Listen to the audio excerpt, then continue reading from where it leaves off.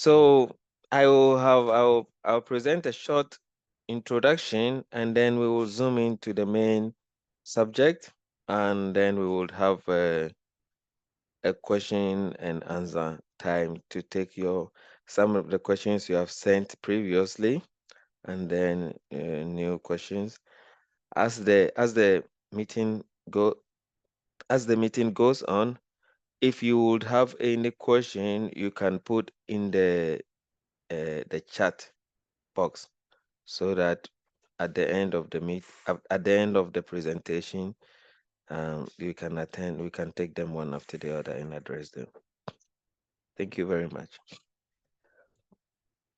All right, so um when I wrote DIY, someone asked me what it means, DIY, and it simply means do it yourself, and why it's important to do it yourself.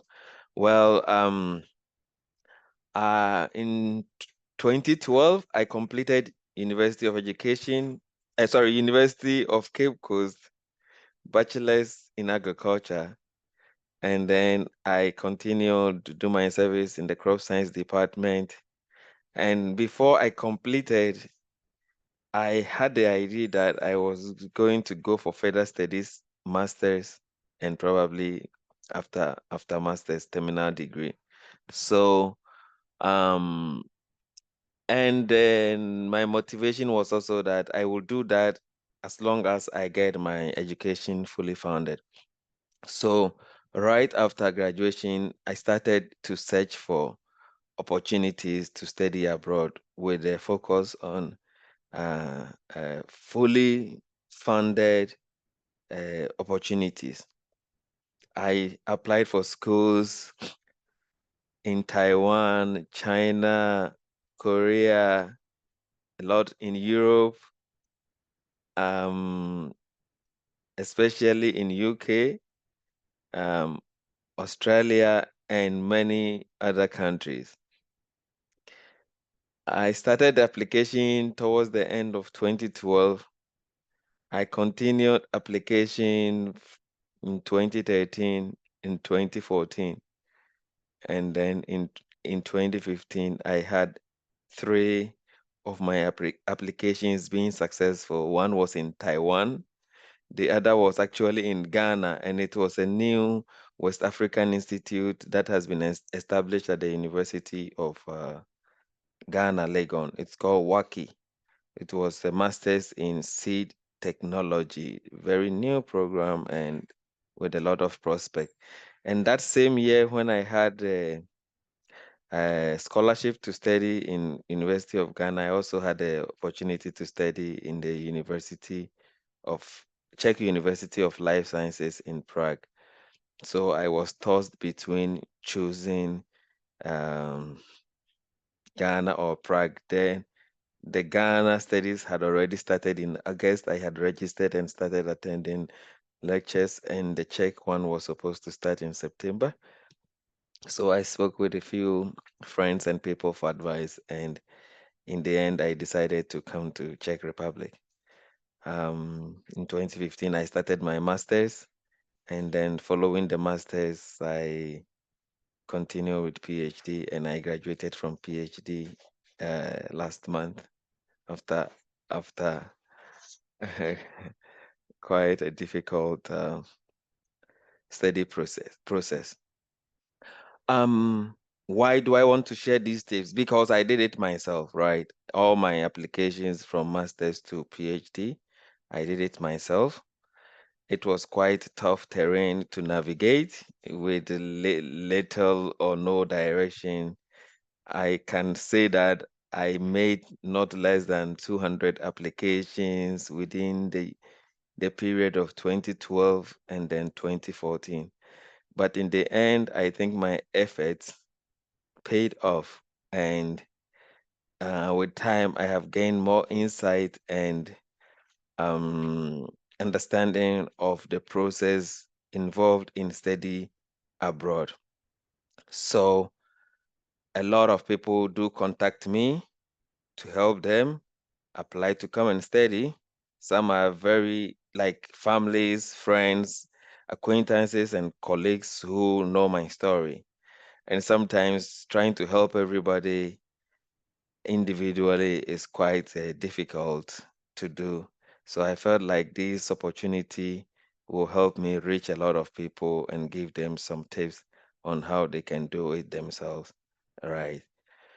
So that is the background to why this series is interesting. And I don't want to stretch the time so much. So we will, today I will present just a little bit of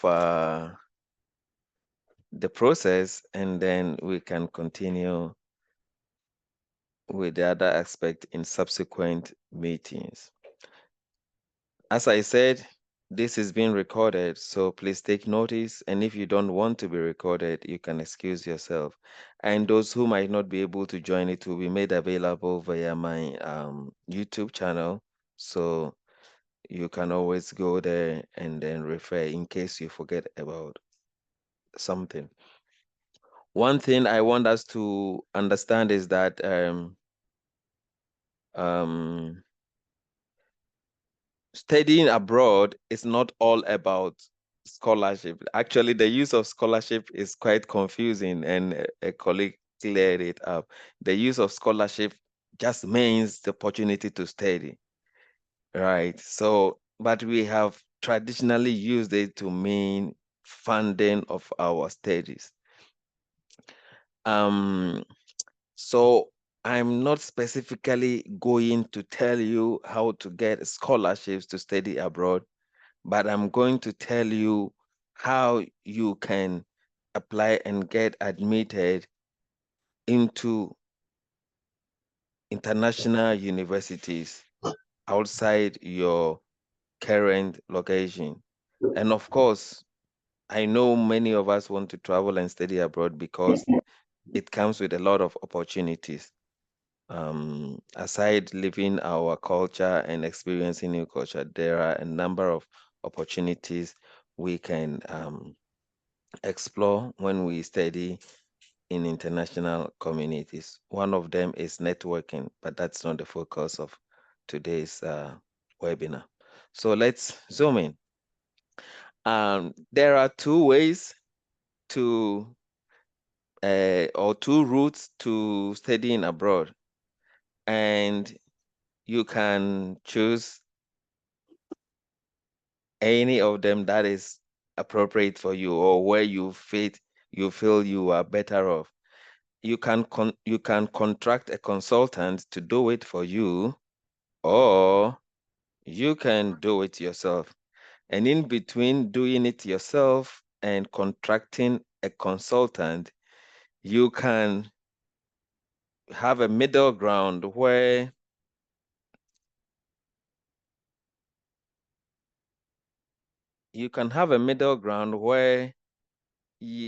part of the services you can get consultation, and then you can also do part of them by yourself, so that you get the expertise of a professional consultant as well as the advantage of you doing it yourself.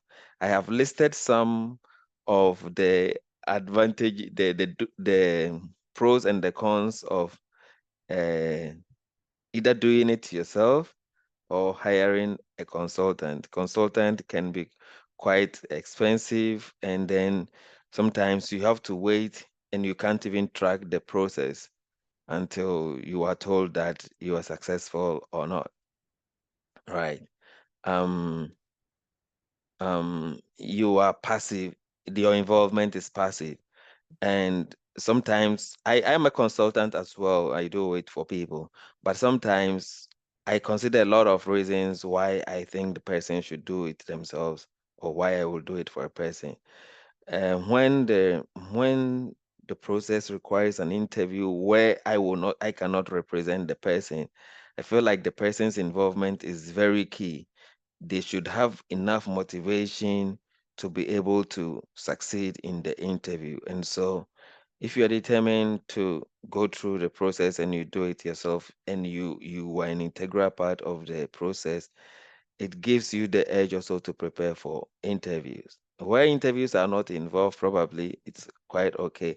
But depending on your schedule, your finances, you may want to even contract someone to do it for you because you don't have time, you're a busy person, or your inexperience can also be a cost. It can take you a lot of years to probably be successful with an application. So that's where probably you may want to get a consultant to save your time and get the professional input of that person. Otherwise, I feel like doing it yourself comes with a lot of advantage. It saves you cost. It's you take a personal approach to the whole process, and then you can do a lot without paying so much. And then you can stay updated on the process. If any inquiries come, it comes to you directly, um, and you can respond to them in timely manner. But it can be quite time consuming, and your inexperience might work against you in a way. So that's why I said you can shuffle between the consultation and then doing it yourself. All right. So what are the steps that you need to prepare for your journey abroad? If you are currently a student, you have not graduated yet, I would say that it is important to consider your academic excellence in your quest to study abroad. Studying abroad is becoming very common and rampant, and everybody, not only Ghanaians, are looking for such opportunities. So the more popular it becomes, the more competitive it becomes, and the more stringent the selection process becomes. So you have to really work on your um, um, grades, I would say, in this case. The first step for me to take is to define your destination. Where do you want to study? If you are lost, you may not have a specific place or geographical location where you want to study. You may want to explore anywhere that presents an opportunity to you. I took that approach. In the end, I ended up here in the Czech Republic. So, yeah, if you are lost, you can be open to a number of options in Asia, in Europe, in America, wherever. So that one you have to decide on where you want to go. And then you have to define funding options. Do you want uh, a fully funded study? Do you want a partial scholarship? You want affordable tuition or free tuition? Do you want a place where you will pay affordable tuition but has a wider space of getting a job to compensate the payment you for your tuition and all that stuff. So this is something you really have to consider. And in deciding on any of this, you should know that the how to put it, the full scholarship requirement is quite higher and stricter than partial scholarships and so on and so forth. So this should also deciding on this should in a way make you understand which direction you want to go.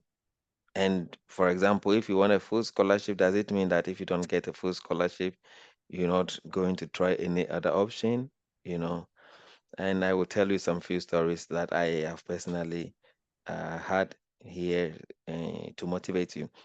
And then you have, if you decide on the above two, you also have to decide or define your timelines. When do you want to start the studies? When does the application process uh, or the admission process start? It starts with the application, opening of application, you putting in your application, and then getting admitted, processing of visa, and all those stuff.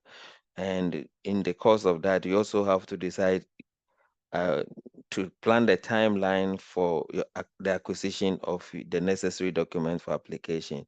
Some of you are interested in studying abroad, but you have not even requested for your transcripts. You know, the transcripts are not given to you on graduation. You have to apply for them. and probably these days the process has been shortened for some universities. It can take it can take weeks and stuff to get these documents, and even recommendation letters and other stuff. So I think that if you know that you want to apply for 2020, 2025, 2026 academic year, you should set you should know when admissions will open, how long you should know when to get your all your documents together, or how long it will take you to get your documents together, the deadline for applications, so that you can plan your application process accordingly. And then the next is to search for opportunities. And I would emphasize here the approach is, I feel like sometimes, I don't know if it is laziness or how we act out of ignorance. Um, we have internet, and we can use the internet to our advantage in terms of finding where to go and study, or the opportunities that are available. But people want to just ask you to uh, find a place for them. So you can just go to Google search and then type in. And I would elaborate a little bit on how to use this search. You know, if you want a full scholarship, or if you want, let's say, full funding, you can search according to your geography, your location. So there are, if you type scholarship for masters, or master's scholarship for international students, you're going to get chunk of a chunk of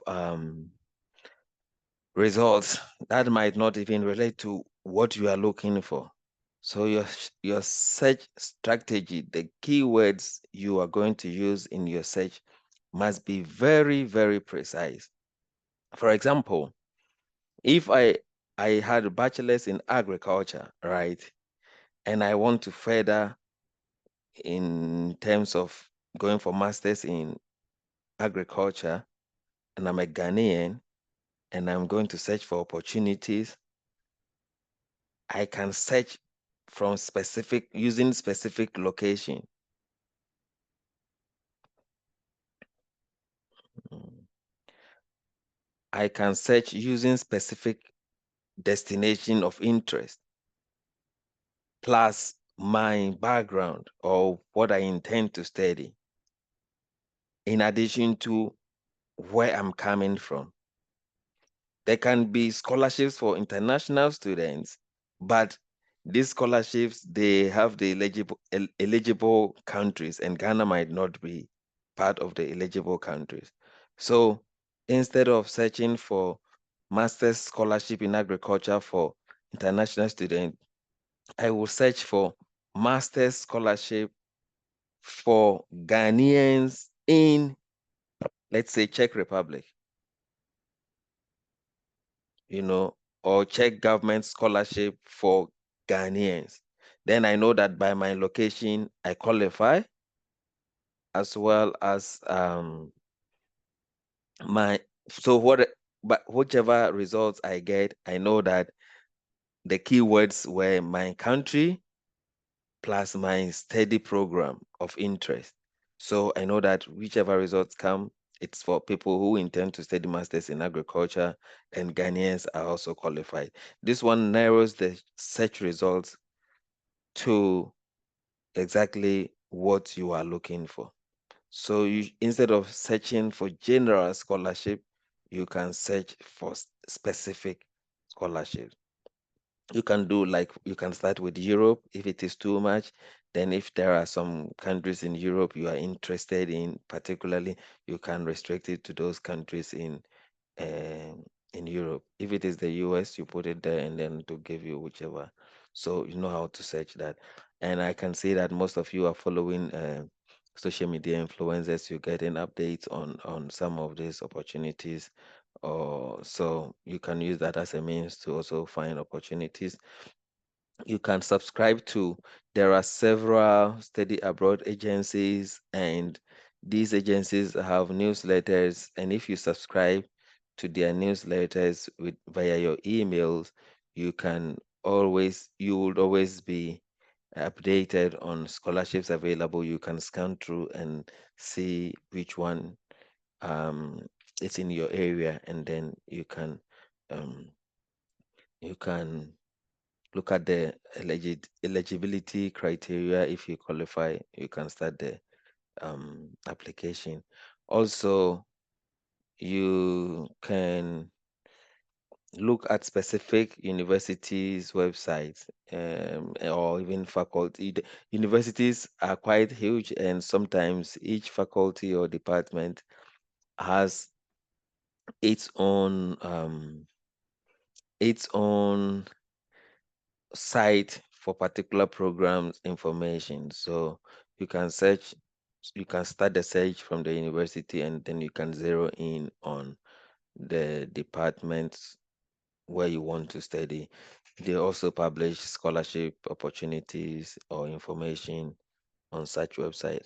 And then you can also use cold emails. Cold emails are emails used to send to prospective admission offices or supervisors to inquire about the possibility of you getting admission, and if you are interested in funding options and stuff, you can ask this. One thing I realized that most of you do not even know how to write professional emails. It's very difficult, like to get somebody to be interested in your email. Some of you write emails like you are chatting with friends. When you are writing emails to professors and academia to get offers or to get consideration, in such a case, your email will not even be attended to. So you have to take note and and probably improve on how to write emails. And then you have to do the eligibility check. The eligibility check can be based off GPA cutoff points. United States, they will tell you um, up to 3.0 GPA on the 4.0 GPA scale. So if you use the cumulative weighted average, you need to convert it to CGPA to know that you have passed that eligibility test. Some of them require specific experience, that work experience or not, language requirement. Some countries will waive off this TOEFL and IELTS exams if you have studied in English or from specified countries. Sometimes they will consider New Zealand, Australia, UK, and stuff, and they will not consider Ghana, Nigeria, wherever. So you have to be sure that you know you are exempted.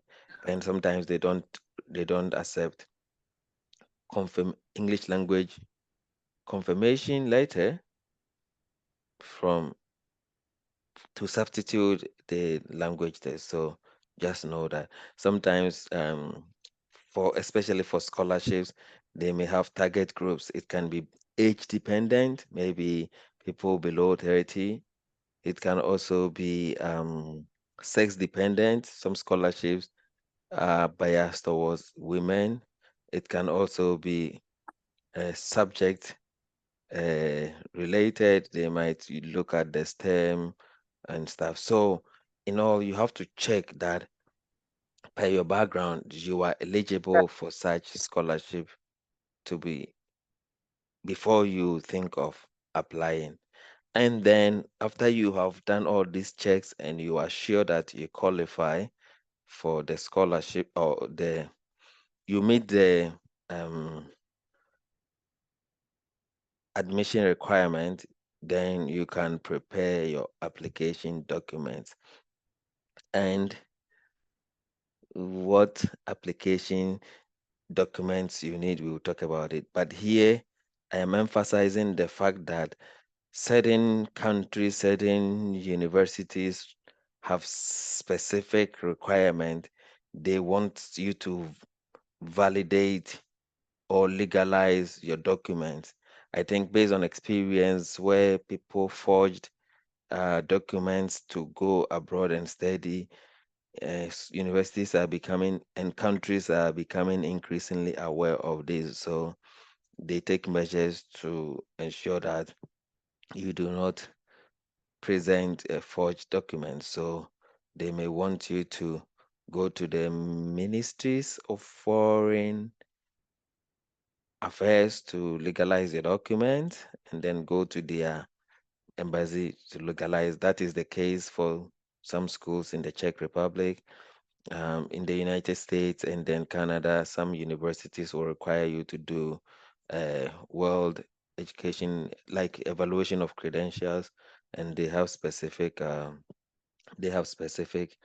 um, agencies that you can submit your documents to for their validation, and then which other which other document you need to present, you have to get them ready.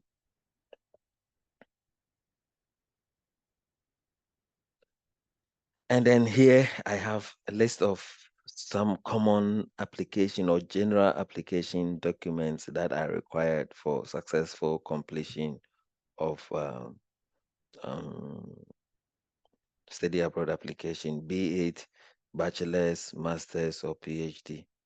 Some are quite also specific. So when we get there, I would emphasize it. So basically, in some cases, you need the most recent academic certificate and transcript. In some cases, they want all possible post-secondary academic certificates and transcript. So again, it will be defined in the application process. You have to know. So you have to get your certificates ready. You have to get your academic transcripts ready, your recommendation and reference letters, get them ready. Depending on which university and which approach they use. Some of them will ask you to put names and email addresses of referees during your during the filling of online applications. Them and then once you are done, um, link will be sent to these emails for them to provide your recommendation letter online. Some of them may have you scanned and attached during the application process. Um, yeah, so these are two main options regarding the provision of recommendation letters. And I don't know if it still does exist. Some may even want you to um, send them by mail or whatsoever. Uh, Universities also generally require request for your CV. In most cases, it's CV, not resume. Resume is more tilted towards work. So let's focus on CV here. The quality of your CV is very important, and I have another seminar that I will be talking about CV, resume, and other stuff. And then statement of purpose, motivation letter, letter of intent, personal statement, and so on and so forth are requirement for most universities. So you should take note and get these things ahead of time before you start the application process. Um, in some rare cases, they will ask about the summary of your research, which is probably also abstract, especially in some master study program. They want to know what you did, if it has a relationship with the course you want to study or not. If not, probably you can defend yourself in an interview why you want to divert and so on and so forth. So that's important thing to note. Um, Research statement and or proposal, that's more for PhD candidates or like sorry, um, prospective students for PhD studies. Sometimes you have to send these proposals to in order to identify a potential supervisor. In some institutions, the supervisors have their projects and they want you to work on it. So you may not have to prepare this, but it's important to know where you want to go get this. And then if you are required to bring a proposal, you have to, then you can easily uh, use that as a means. Language proficiency test scores. I have already talked a little about that. I think We all know what it means. Uh, in the United States, there are a lot of universities that accept people coming from English-speaking African countries as being, if it's your first language, they don't require you to provide language proficiency test scores. Others also don't mind. They are strict on these test scores, and you have to meet the minimum requirement before you will be admitted. Even some have specific tests they want you to take, whilst others are liberal. For example, Stanford University insists on TOEFL, whilst Johns Hopkins doesn't care if it is IELTS or TOEFL or Duolingo or whatsoever it is. So again, you have to know this information and prepare accordingly. If you don't have the English proficiency test and the university is requesting for it, or whichever scholarship you are trying to apply is requesting for this, then you know that it's not for you. You don't waste your time on it. Move on to the next search and then continue from there. And then there are other aptitude tests, which in most cases are optional. But if you have them, it will be to your advantage, because where where the process become quite competitive, they may say it's optional, but they will take somebody who will have a GRE higher score, maybe 90th percentile score, over somebody who doesn't have any of such. So if you have the ability and the opportunity to get these things, get them, and especially when you are looking for full funding opportunities to study abroad. And then proof of funds where applicable. Some people, some universities will require you to show that you can take care of yourself during the period you will be studying, and this you have to prove by bank statement and honor. Other universities, I think most Czech universities, they don't request anything of such. You just have to be able to pay. When they give you admission, you have to pay your fees and then get your documents to start to processing your visa and stuff. So again, depending on your situation, you may want to either go with where they don't require proof of funds, or if you have enough funding, you can go to where they require the proof of funds. And then we come to the application process. It involves, hardly I see these days that they are requesting for uh, they are requesting for uh, physical document filling of forms now.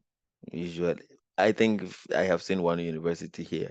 It's a University of Radet Kralovi or Padobisi. I don't remember. That's for a particular course. You have to apply by filling and then sending the document, which is quite crude means. But apart from that, most applications you have to fill online application form. After that, you have to pay your application fee. If you don't have means, you can contact friends or family who abroad and have the MasterCard or Visa card. And these days, if you have MasterCard or Visa card from Ghana, you can still use it to pay your application fee. And sometimes you can also request for application fee waiver depending on your situation. And also, there are several universities which do not require application fee. So you can consider all this. And where application fee is involved, after paying your application fee, you can upload your documents. And this is um, a typical case of University of Luxembourg. You have to go through these three processes to complete your um, application.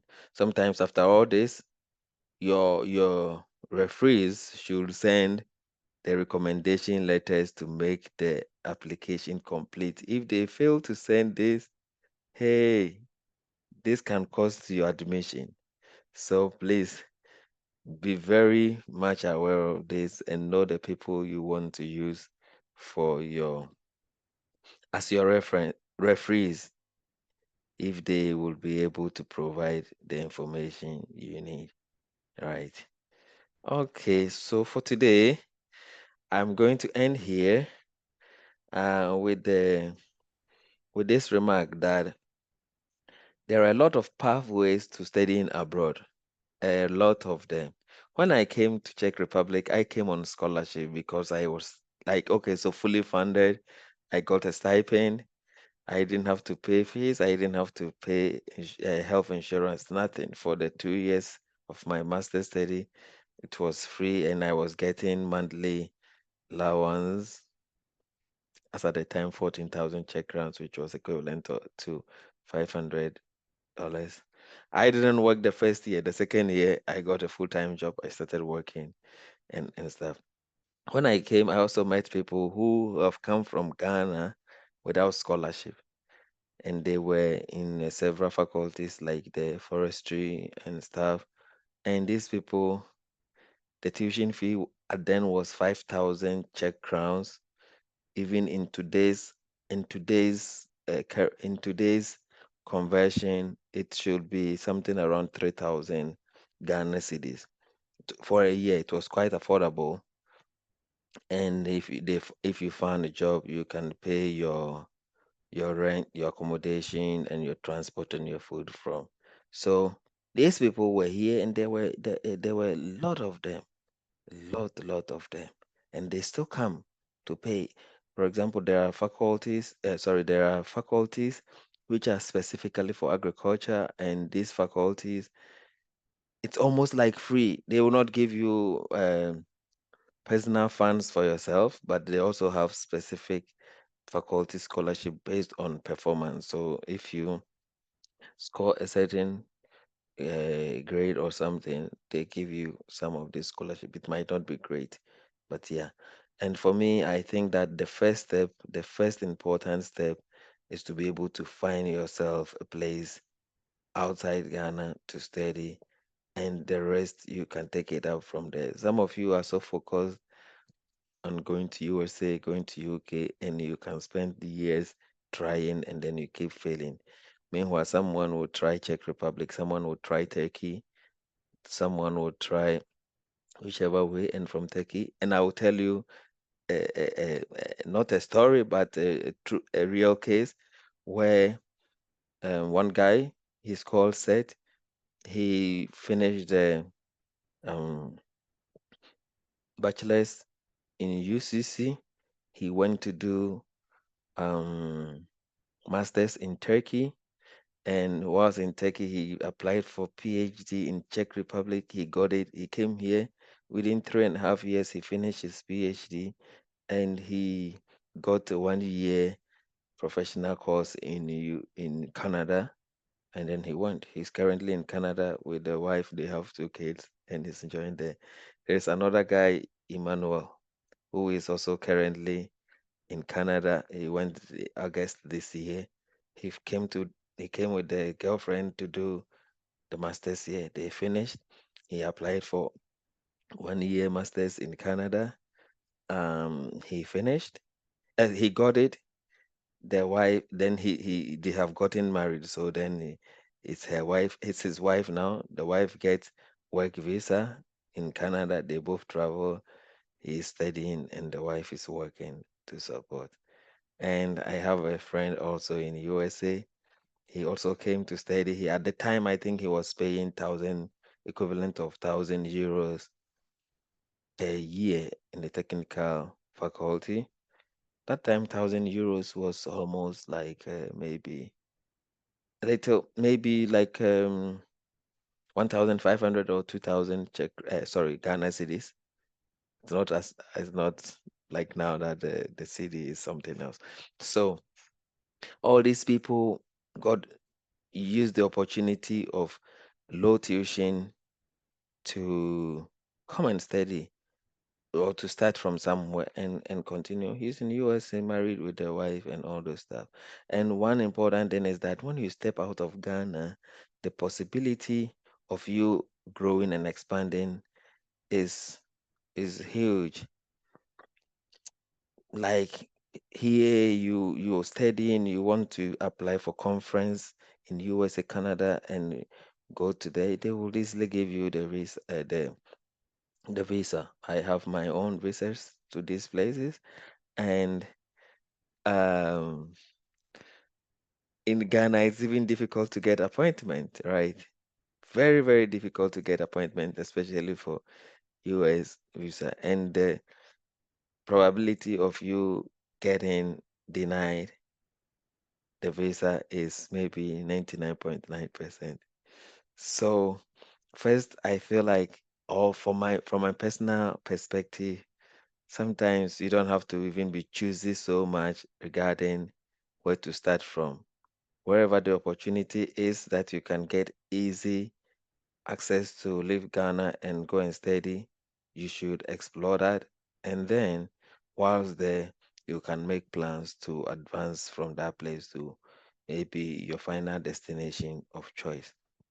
So, mm, some of you are so focused on fully funded studies, when in actual fact, that is more of gambling than a reality, and the chance of you winning a gamble, especially when you look at your qualification, is 0.000%.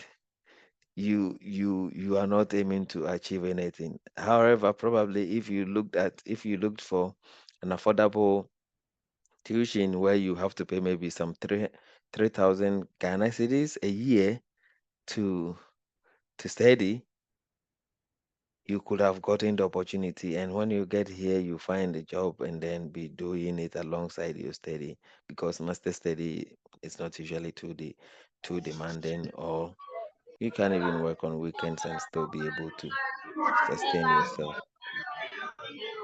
All right. So I feel that you should always find a place where you have an advantage to succeed, or there is a high possibility of you to succeed.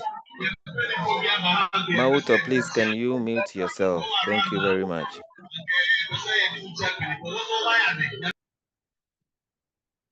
There is, find yourself where the competition is less. Where the competition is less, and by so doing, you can move outside Ghana and then one step at a time move on from such situation. Today I would like to end here. I I try to give some tips. I have shared some of them with you. It's something that I began doing because of the inquiries I get on daily basis. If you want to if you want to stay updated and get more information, and also be able to revisit and listen to this webinar, you can subscribe to my channel here. Maybe I will send them to you via email subsequently. And you can also follow me on LinkedIn, and we can talk more. And I will also send you my email. I think I can put my um, email here, so that if you have anything, you can write to for more information.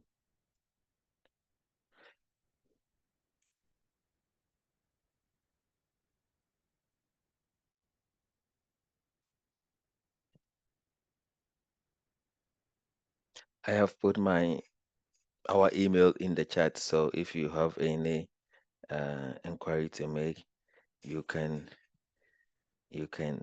do so through the email. Now, I think, yeah,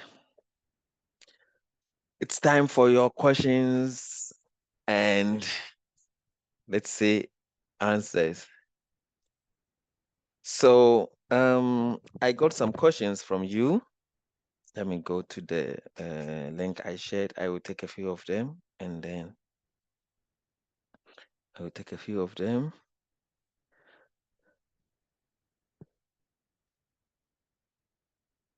And then I will open the floor for you to also ask questions that might not be answered here. One question I would want to answer first is, which is the best country to study abroad from Ghana? I think that from the presentation, I don't find anything best country. You should look for what suits um, um, your academic development or career aspiration, you know. And yes, why I would say probably, oh, can you see my screen? Can Yeah, we someone can see. unmute it? Just that I have some pens and stuff going up there. Nicholas, are you talking to me? Yeah, I can see your screen. Just that you have some red writings Yeah, on that's what top I'm of what. also shocked that it's happening there because, But it's readable though. okay, okay, okay. So I'm not talking about Empower funding now, but it's something I can tackle because I have a little bit of experience. And then someone is asking, how can I write a well-crafted statement of purpose? Um, yeah, I have received a lot of CVs and statement of purpose, and I can tell you some are quite terrible. So I have already prepared another webinar on this one next week, hopefully. So we can take that one up during that time. Somebody was talking about reference. Larry, please, can you off the video? Thank you very much. Someone was asking about the recommendation letter, and I know that is one of the biggest problem to to a lot of people who intend to study abroad in Ghana. It's so difficult to get um, recommendation letters. And the person even added that if you don't really have a relationship with the lecturers and stuff, and that is even the most terrible situation. So I think there are some universities that do not require, I have to find out the recommendation letter. I think some programs in Czech Republic do not require it or whatever. So I think for such person, they have to use the easier route where they don't have to provide this. Because for US universities, they usually require 3 of them. Larry, please, I ask you to off your video. Can you do that for me? Yeah, thank you. Um, um, in the US, they require 3 of them. And sometimes it can be frustrating to provide even 2 or 1. So asking for 3 can be too much. So my advice will be to explore options where you don't have to provide reference letter or recommendation letter. How to write academic statement? Yeah, same question. How to go about applications and be eligible for scholarships? I think I mentioned them. Every scholarship has a criteria for admission and for granting the scholarship. You must first make sure that you meet the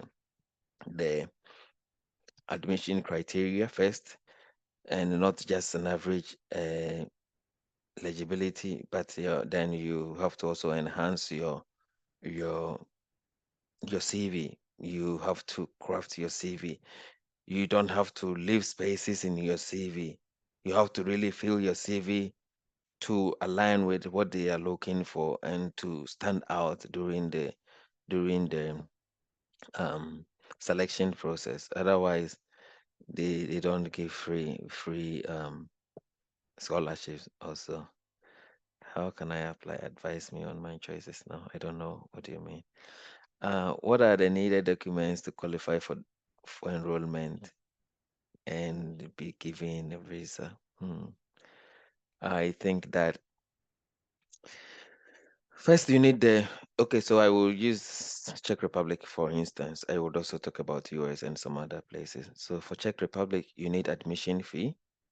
Sorry, you need admission letter, You have to pay an admission letter. You have to pay. You should have paid already your admission fee, or let's say study fee for the first year.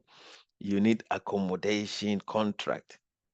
If you go to the U.S. embassy, sorry, the Czech Republic embassy, and you don't have accommodation letter, nobody is going to give you. So whilst there, you have to, and you can apply.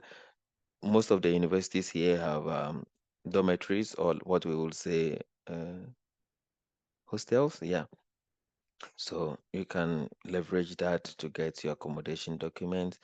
You need also your previous studies information, like the transcript and the certificate. And then here you also need health insurance. If you are not on scholarship, or if you are not admitted on scholarship, you need health insurance as well. In the USA, you need I-20. You need to fill your I-20. Before that, before they give you the I-20 form stuff, you have to also pay. You have to show proof of fund to the university, and based on that, they will use it to prepare your I-20 for you. And then um, the trick is that you with US application, under normal circumstance, you need the I-20 and the decision from the university. But I don't know if it is because of where we come in from and stuff. I have applied for US visa here when even the document I used or the conference I used had expired in June. And I went for interview in September, but they still didn't care. They gave me anyway. They were not interested in the document. But in Ghana, I don't know. They are so strict. So sometimes you cannot tell which document you need. You can go with all the documents you want to go with, and they may not even take time to look at your document. You know, they'll just deny you. They before you go, they have decision. And I realize also that they have quotas. For example, the US, the Canadas, they have quotas, and once their quota has been met, it doesn't matter whether you are the brightest or the excellent. Um, they're going to deny you. And then sometimes, okay, sometimes uh, uh, sometimes you need full funding for example for US schools. If you really want to succeed with your visa, you need full funding, or even show that you have made commitment. And sometimes the universities that are not top universities in US, you can be denied if you don't have full funding, because they think you just want to go there and work or something like that. And I will be honest with you, the visa application is becoming more and more frustrating and difficult because some of our people, they apply and then they go there and they mess themselves. One of the situation is Czech Republic as well. So it's something we really need to work on as people. I think that does the scholarship come automatically when you get admission? It depends. It depends on what the people are looking for, or the recruiters are looking for. Some will tell you that if you qualify for admission, you get a scholarship. Sometimes it's a special scholarship. For some you have to do the application for study and then application for scholarship differently. You have to know what the specific requirement to do it. And sometimes when you don't have to apply separately for scholarship, but it also doesn't necessarily mean that once you apply for admission and you get admission, you will get a scholarship. You know, they will choose from among the applicants the best they want to offer them the scholarship, and they offer them. You can get admission, but not on scholarship. So that is something you should look. Yes, here, for example, in the Czech Republic, you can work unlimited. I would say you can work one full-time job, which is 40 hours per week, and then you can work unlimited number of part-time jobs. Nobody cares as long as you're able to meet your uh, meet your study requirement. And also finding the job can be a bit challenging. So I will talk about sometimes skills and some things you should get. along if you want to come to Czech Republic. Even here, if you come and you have some English language teaching qualification, it puts you at a very high advantage because English teachers are in high demand. I was teaching English between 2018 and 2019 in the Ministries of Agriculture here and Czech Invest and several other companies. I was employed by an English school, let's say English school agency. So then they send me to the various places to take individual courses and stuff, and their English is getting better. So if you have English teaching certificate, which is internationally recognized, it's an advantage for you to get a job as soon as possible if you get here. Otherwise, the KFCs, the McDonald's, the restaurants are places to start. But I have a friend here from Angola who is studying bachelor's in business administration. He's working for HP and he's earning a lot.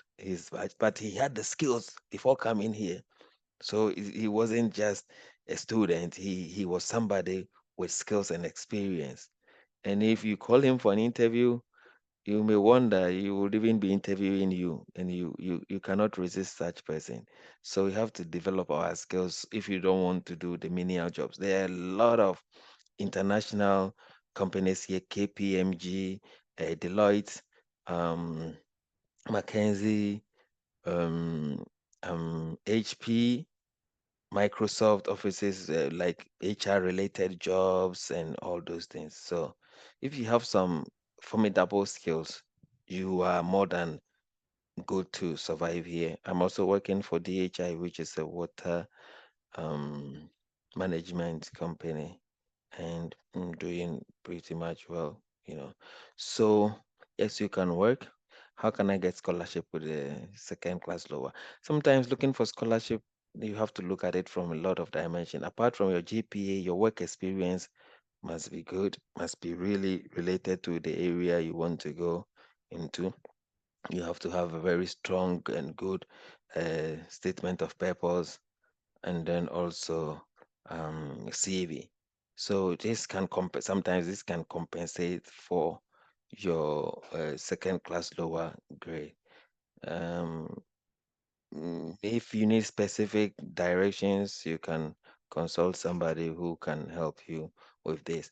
I don't want to be doing the talking alone. So at this juncture, I will stop sharing my screen, and then if you have a question, you will put up your hand. We will call you, and then you can. Uh, um, okay, so there is a question here from Nicholas. What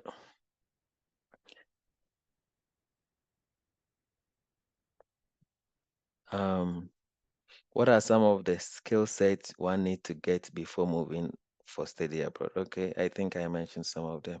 Data analytics is becoming a very hot area or hotspot for businesses. So if you can learn something in this area, it's good. I also mentioned about the English language because if you are going to um, non-English speaking country like where I am, that you can leverage that to be very useful.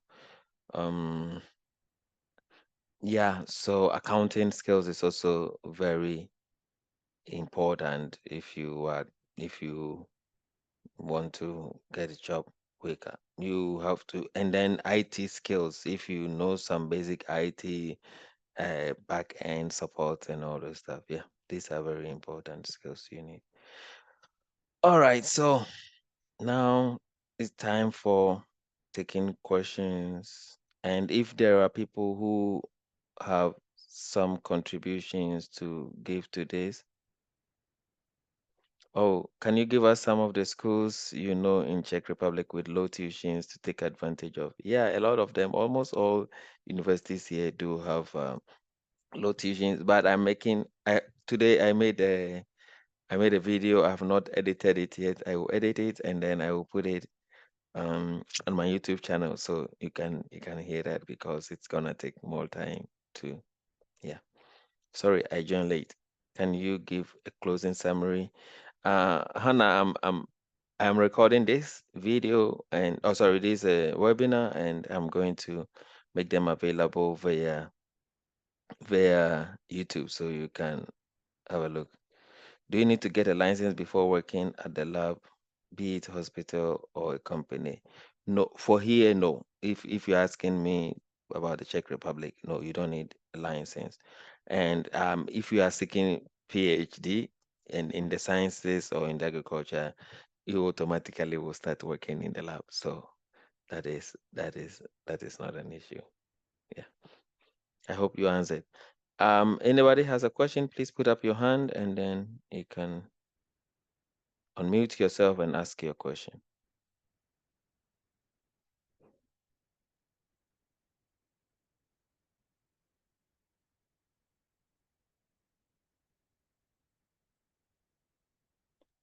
Okay, I think people prefer to write here. In your case, did you have to learn a second language? Oh, okay. Uh-huh. Good question. So, Emmanuel, I didn't learn a second language. I came for the study in English, so I didn't have to. But yes, there are a lot of people who come here, attend language school for 1 year, and then they study in Czech language for free. Especially for medicine, it's quite expensive, very, very expensive. So if you are not getting a scholarship, you don't want to pay medicine here by yourself.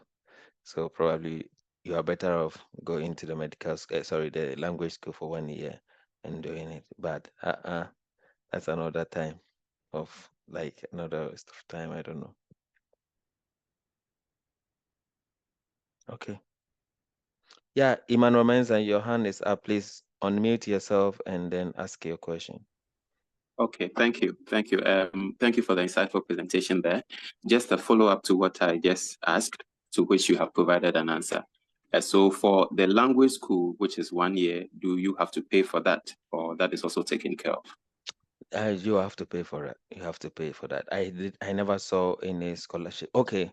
So in the past, for example, people from Africa, Russia, and Ukraine, they had a certain scholarship package for them for medical studies or for whichever studies. And when you come, you're automatically sent to the language school for that 1 year, and you don't have to pay for it. Yeah. Thank you for that question. I don't know if that arrangement still exists with Ghana or those countries, but for Ghana, no. I don't know. All the scholarships Ghanaians have come for, majority of them came to study in English, apart from maybe those who came here 15 years ago and stuff. Majority of them came to study through English. So yes.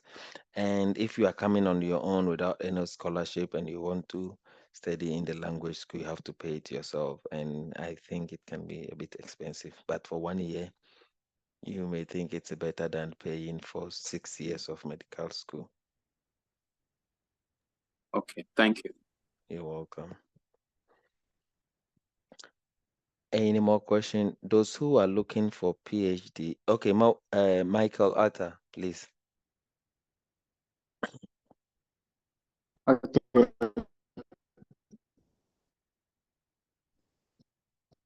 Hello, Michael. I can't hear you. Thank you, Mr. Enoch, for your. I'd like to ask if Czech Republic schools that offer food sciences related programs. In which at which level? Masters, PhD, bachelor's? Masters. There are a lot of them. There are a lot of them. Last year, I applied for some people and they got it. The challenge was that they didn't like no. So the challenge is the visa application. We applied late, so by the time she needed to submit documents for visa application, it was quite um, close to the period. So yeah, there are a number of them that are into food sciences, food technology, biotechnology, and stuff. Czech Technical University, um, Thomas Bacha University, Yeah, there are a lot of them. So yes, please, who's said, please, can you turn off your video? Thank you.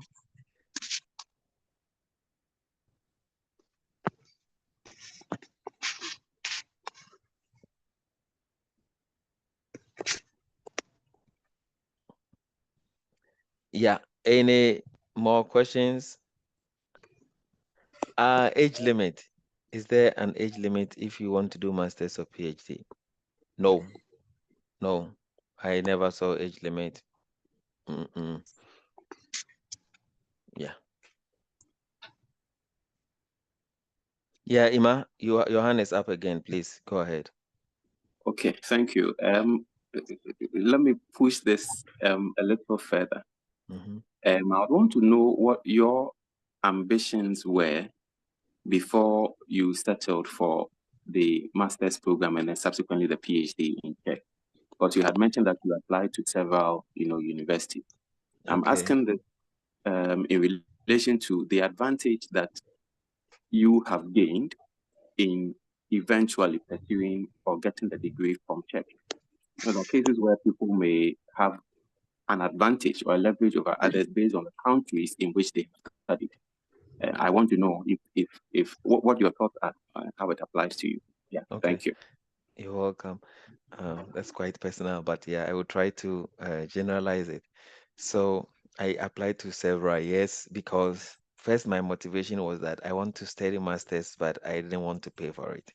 Okay. It's not like I didn't want to pay for it. I didn't have what it takes to pay for it outside Ghana, or even if within Ghana, it was still tough. So yeah, I was looking for the best easy option.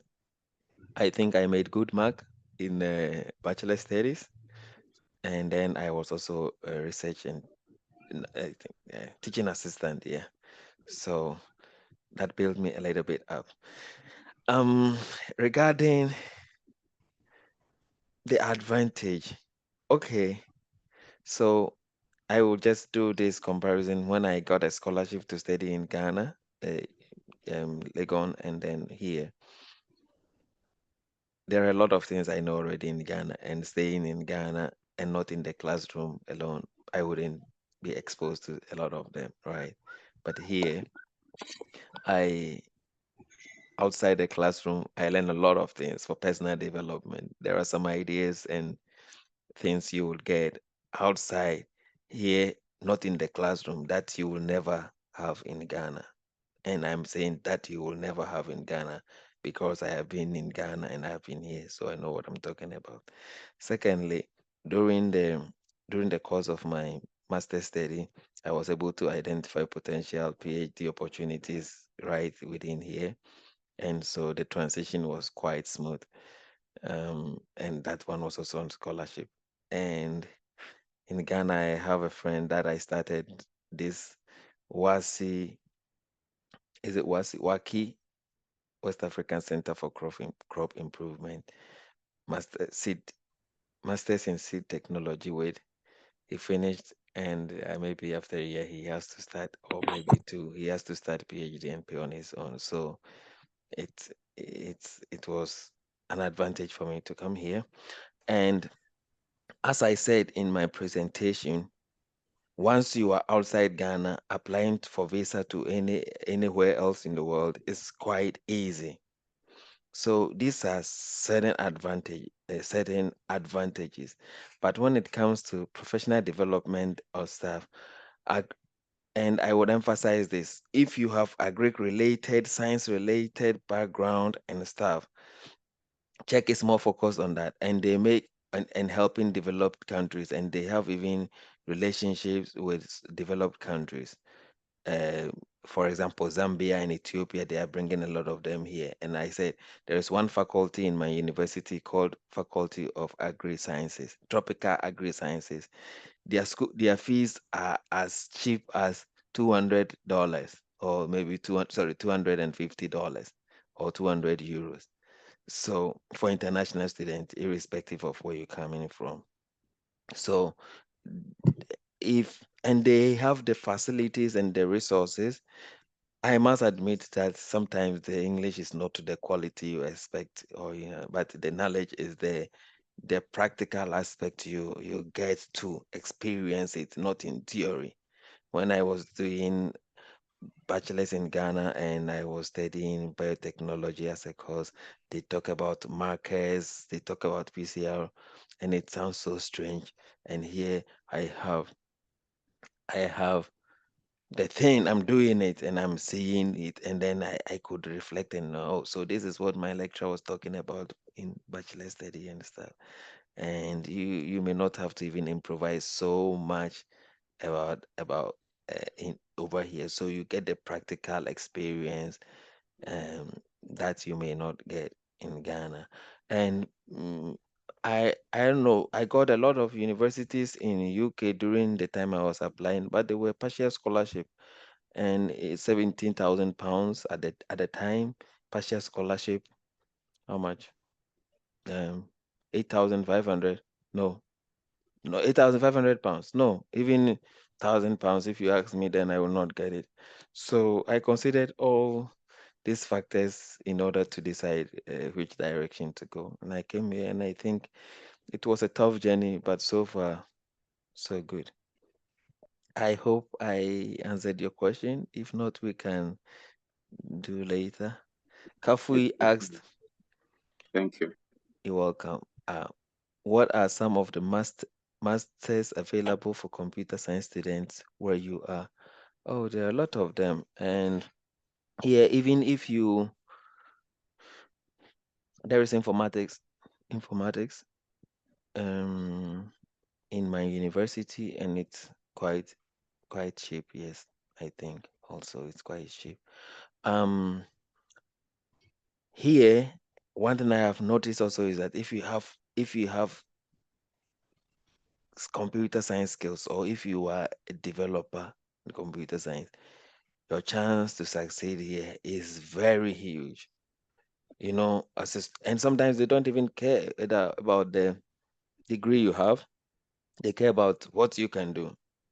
I was teaching some IT companies where there were people who were working full time and they didn't have their bachelor's yet, and they were not motivated to have their bachelor's because they had the IT skills, and they were in school and they were working full time. And Asanka, like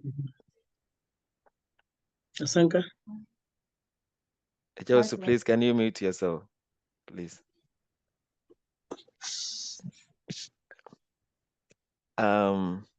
So That's me. yeah, please, someone is talking in the background. Yeah, okay, good. So it's important to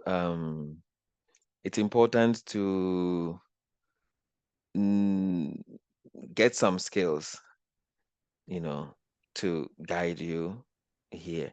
And yes, several universities do have computer science programs. So I don't know which level you want to study, master's, bachelor's, or stuff, but most bachelor's studies are in Czech language, but master's, yes, a lot of them are in English. And of course, there is also informatics bachelor's here in English as well. All right. Michael Atta, please, which university is that? Czech University of Life Sciences. I will share some link to you today. I made some video presenting some of the universities here, but I don't want you to limit this discussion to Czech Republic, because I know that people have different uh, destinations of interest. So I want to generalize it. And of course, these days, even acquiring visa for studies in Czech Republic can be very frustrating. You have to start very early. You have to book appointments several times. You might fail several times, but you have to keep trying and stuff. All because some people come with the intention of coming to study, and then they just go to Germany, go to US and stuff, and they don't come back. And they just get this information, and they make the possibility very tight for people to come here to study. So our attitude is also sometimes working against us, people who think about themselves and just today and not tomorrow, making it difficult for those behind to get to where they have been or where they are. So Yeah, I think it's very important to be aware of such a situation. Any more question here? No question here. Oh, sorry, there's something. We have about 7 minutes to go. Please, any university that offers master in computational health and safety management. I have not for here, no. But if you want to, I don't know if you just joined or you were here. It's easy to do this search or to find out. Go to Google, Masters in Computational Health and Safety Management. You don't even have to write all of these. You have to write one of them, and Masters in Computational Health, and then you can get the list of the universities coming up. Where they offer, where what their tuition fee, you will see. If it's scholarship based, you will see and stuff.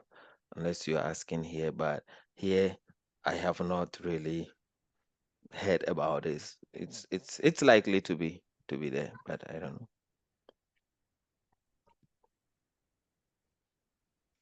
Yeah, you are here. Do you have a question?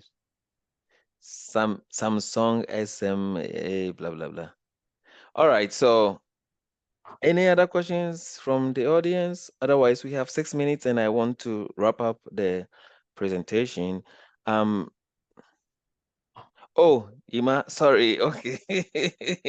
All right. Yes, I have an experienced guy here. He came here to study just as me in the same year, and it will be interesting to hear his story. He did it himself. So, Ima, please unmute yourself and share with us. Thank you for reminding me. My bad. All right. Good evening, everybody. Where are you Sorry I'm now? late. Where are you Sorry I'm now? late. Is it okay? Yeah, it's okay. Just that the light behind you. So if you can turn opposite direction. Yes, yes, yes. Is it Mm-hmm. okay? Mm-hmm. Is it okay? Yes, excellent. Okay. Sorry I'm late, but I didn't know I was joining from the Google, but I later that I find out I the changed line has the been link. changed here because there's a lot of people here. And I would just say thank you guys for coming up. This is a good opportunity because when I heard my brother he did it, I was like, oh, it's very good at least to help other people who also want to get the same opportunity to come and study. Because I was also there. I studied in Czech Republic. We were in the same university, and I when I finished my master's, I didn't continue, but he did his PhD. But when I was living in Ghana, I did everything by myself, like he said. Because sometimes people in Ghana, some of them will always want somebody to, oh, go and fill this for me, or go and do this. It's sometimes it's tough because when somebody's here, he has a lot of things to do, and you don't get time to do all those things. But if you tell the person, they might feel like, oh, this person is not nice, he's this or that. But it's easy and it's not that tough. Only if you're committed to do it, because I did this when I finished my national service whilst I was just doing national service. There was a time I did the application because somebody introduced me to the school. So I went to the website and did my application, everything by myself. Then after that, I look at the requirements. What do they want? They want me to do notification, legalization, all those things they wanted me to do. So I was living in Kumasi. So imagine you're in Kumasi and you have to come to Accra. So I have to take the bus, come to Accra. Sometimes I leave like overnight. So I get to Accra like early in the morning. So by the time they open the office, I'm the first person to go inside the office because I'll get to circle, I get a taxi or whatever and go to the office. So I went to the Supreme Court to do everything by myself. I went to the Ministry of Foreign Affairs to do everything by myself because you don't need to. Once you can read and write, sometimes you don't need to ask anybody to go. Why do you? Because sometimes it's hard to get the money. So if somebody is there to kind of be a middleman to tell you, oh, bring this, bring that. By the time you finish everything, then you might be drained. So you can just go once you can read, you have that confidence. You go there, you ask, oh, I want to do this. whatever you want to do, they will direct you to do whatever you want to do. This whole thing is kind of like, it's something that you have to commit to it and you have to make time for it. Because if you want to succeed in everything, you need to put effort in it. You can't just sit idling and be expecting something positive coming out. So I would urge everybody here, I don't know how many people, as long as you are, as many as people that are here, I would just say, please spend more time on this because you're not gonna regret at the end of the day. It's gonna benefit you because I'll tell you one thing. When I was coming to Czech Republic, I go to Czech Republic. I didn't have, all that I had was like after I paid my tuition and I paid my first rent, that was it. I had only $100 left with me. But at a point in time, I felt like maybe I was going to quit the school or whatever. Because those times it was tough. It's not like today. Today, when you get a check, it's easy to get a job. And you can work as much as you want. They don't care about your hours. So far as you're going to your school, you're doing your school work, nobody cares about the time you work. It's not you can't do that in Germany, you can't do that in all those other countries, like all those European or American countries, they have a time for students to work. But Czech is so kind of laid back, they don't stress anybody or nothing. So it's a good place to start. Because I came to Czech after I finished everything, like in a long story short. I did everything, I got a job and I was able to pay for my dormitory and pay for myself, my bus ticket or whatever. I was able to pay for everything. And one thing is, it's also good because when you're in Czech, it gives you a lot of opportunity. You can travel around Europe, anywhere. And even if you want to, if you finish your school, I would always urge everybody to just finish the school because it's so important. Sometimes people get there, they feel like, oh, I want to go to America. I want to go to Canada. I would tell you, I wouldn't tell you not to go, but it's not a good advice for me. Because if I would have done it today, maybe I might be regretting. Because I stayed there, I finished my school. Then later I moved here to America. Now I'll tell you, I'm working with the same certificate that I gained in Czech Republic. Thank I you didn't go very to much. school. Thank you. I was going to ask this so you can elaborate a little bit on I'm that. I'm here in America. I didn't go to school here in America, but I don't want to tell you what I do. But now I'm working from home. Currently, I'm working And from you work home for now. the government, right? I work for the government, but I don't want to mention I whatever. know. I don't want you to mention that part. So that's one thing that you have to know. It's so important. You have to make sure your certificate, it doesn't matter. Certificate, you see it, you might think it's just an ordinary paper. But when it can take you to so many places. I know so many people who have been here, they went to school over here, but yes, still, even on the job market, we're competing with them. We get a job, they're not even getting a job. So don't just underestimate whatever, like, oh, I get there. Once you can see, oh, there's opportunity, I can run to this country, I can run to that country. It wouldn't help in the long run. You might end up going and first time you might feel like, oh, I'm okay, I've gone. But in the long run, maybe you might be doing some kind of manual job like your entire life, and you get to a point in time you kind of feel like, hey, no, it doesn't work. So I would just urge everybody at least put in the most effort that you can. If you want to go to the school, that's what I would just say, because it's not Thank like you. somebody's here to force you. So if you want to, and if you want to succeed, I would just tell you, because he knows my life. He knows my story. Well, at least for him, he came there with a scholarship. So at least I would just say for him, it was a bit easier for him. But if I would have come in early, I would have told you where, like, I'm coming from, like, I would say, from the pit. I was telling them Mm-hmm. telling them that there were people who I met here who didn't come with scholarship. And honestly, some of them, even the kind of English they spoke at then, it was terrible. Some from Azerbaijan and all those stuff. And they were in the school. And man, but they were making it somehow surviving here. They're doing a lot of things, great things here. But I wanted to ask you, at the time, were you paying 1,000 euros or dollars for? Yeah, at the time I was paying 1,000 euros, but now before I was completing, they were increasing it to 3,000. So currently, I don't know. No, it will be same. I think it will be same 3,000. But my program was expensive compared to other programs, because I remember all those Greek courses. Most it of was them 5,000 Czech crowns. It was 5,000. Yeah, it was I just think it's still 5,000 Czech crowns. Look, so it's a good place to start from, because you can come to, because here, if you get an opportunity to come here, I wouldn't say don't come to America. You can come, but the tuition here is so expensive. Because let me tell you one more thing. I met my wife in Czech Republic. She was my American. wife is American. And she was studying in Czech Republic. She came to school in Czech Republic. I made a video. I made a video today, because a lot of them, it's so expensive in America that they come. Medicine, they'll come and study here and go back to US. And even the first person who made me come to America, he's also American. He's white. Yeah. We did study in the same class. Yes. Through them that I came to America the first time. I didn't even know him. We were just classmates. That's how we met. Then they invited me here. That was the first time I came to America in 2016. And you were studying masters and you got American visa, right?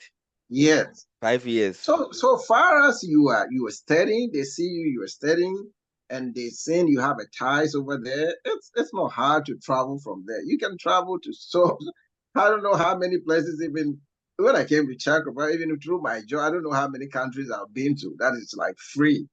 I go, I don't pay nothing, like free. You have so many opportunities, so many. There is a question for you. There is a question for you. If you were in agriculture-related program, I think I know the answer, but I will let you reply. If I was Someone is asking if you were in agriculture-related program, if you studied masters in agriculture-related program.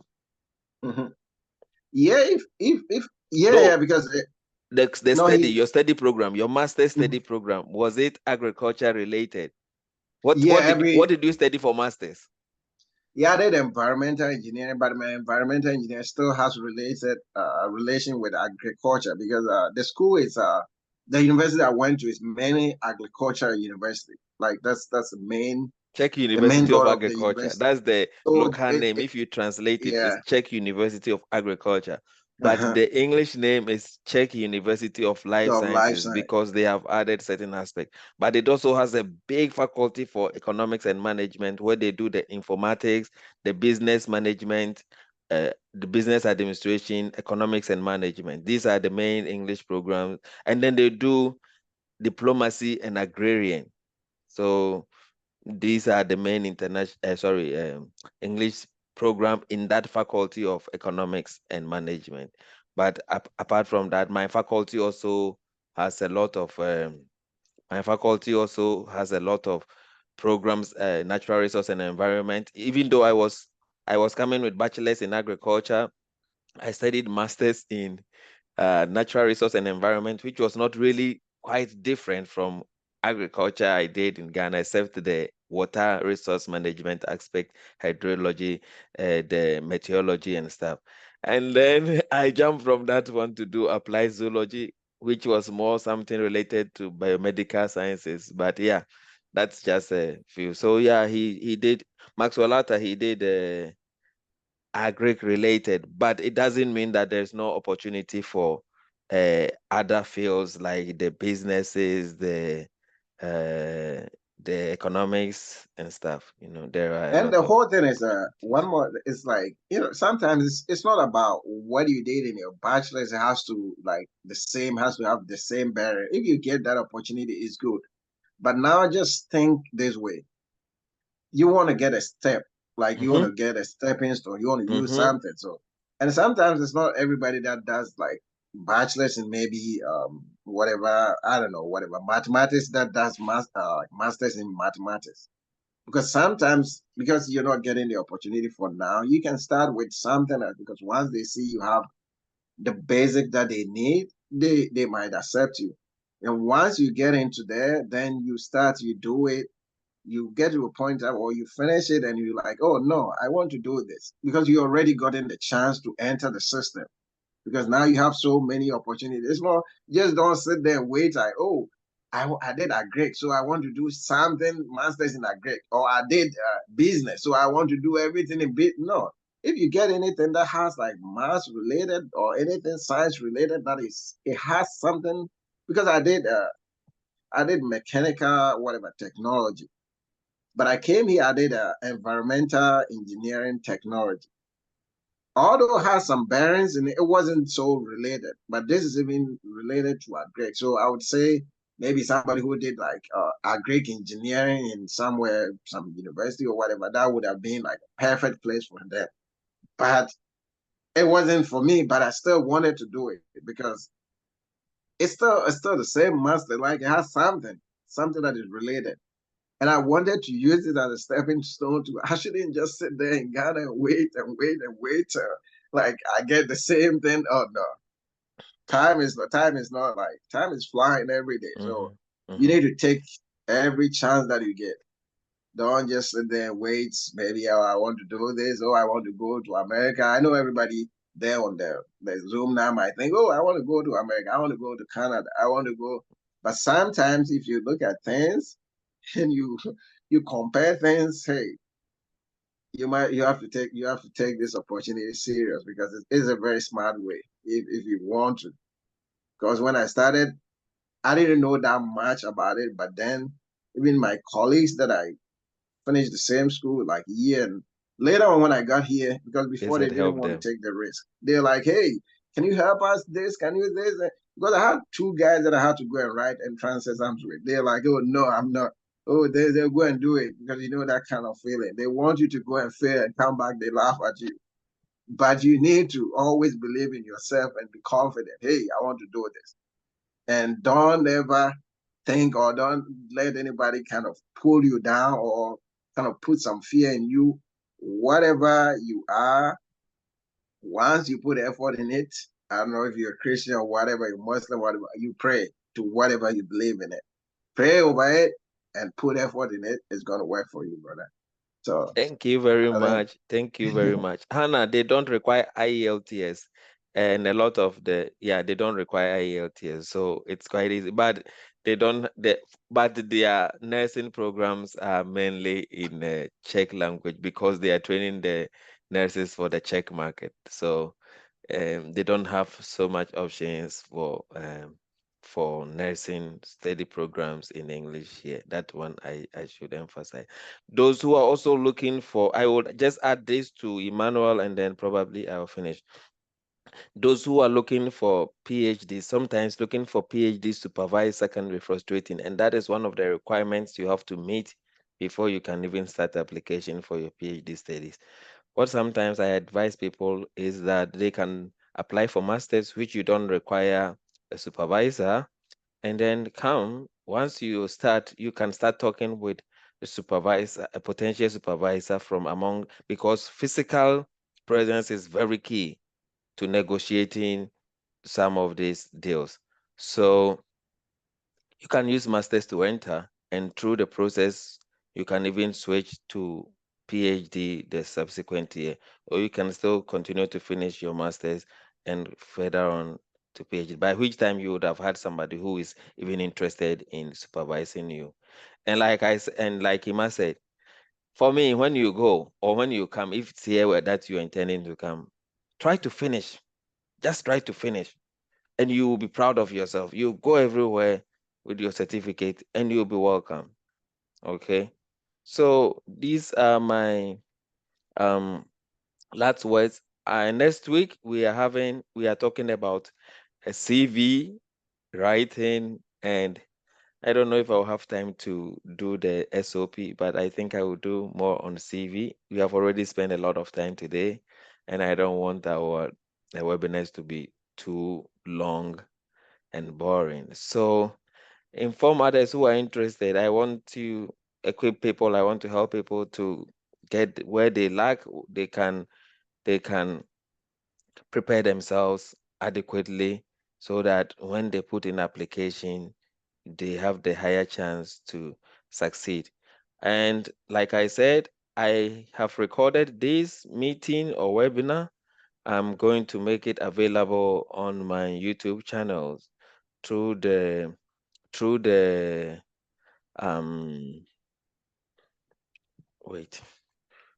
through the link, but I have also a WhatsApp group where I share tips, scholarship tips or funding tips and stuff in that group for people to browse themselves and identify where they think they qualify. If you identify and you want me to help you with the application process, just some petty advices, I can do that for free. But if you feel like you are too busy, you don't have the time to go through all this hustle and stuff, it's a lot of time. It's time consuming, like he said. So if I have to leave my work and do it for you, we can negotiate on something. But I really hope that people would want to take their journey into their own hands and do it, and maybe just consult on minor things like SOP, like motivation letters and stuff. If you don't have somebody to give you recommendation, and I know someone from that particular university, I can maybe talk to some of the lecturers, then they can help you. Yeah, I'm going to send the WhatsApp link. Please give me a minute. And then I think if anybody has something to ask or add to this, you are welcome to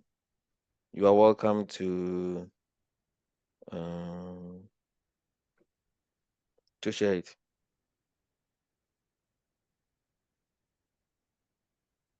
If anyone has something more to say, you are welcome to share it, please. Otherwise, wait for the link and then we would end our meeting.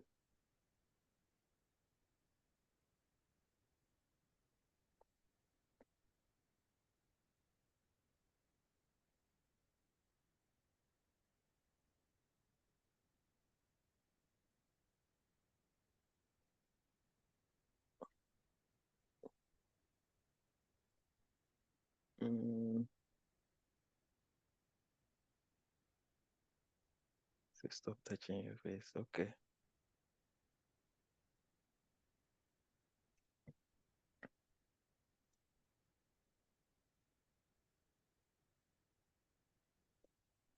Okay, who just entered? I think we just finished already. Okay, so the link to the WhatsApp group is here. Feel free to share. Oh, I sent to Hannah. Sorry, I sent to Hannah only, not now. I will send to the group. Yeah, the link is here to the WhatsApp group. Please feel free to join, and recording will also be made available to all. Like I said, if you have specific questions that was not tackled, you can send to me, and I can also prepare a short webinar on such. Thank you very much for your participation, and hope to meet you again next week. Until then, ciao. Thank you, Ima. Bye. All right. All right.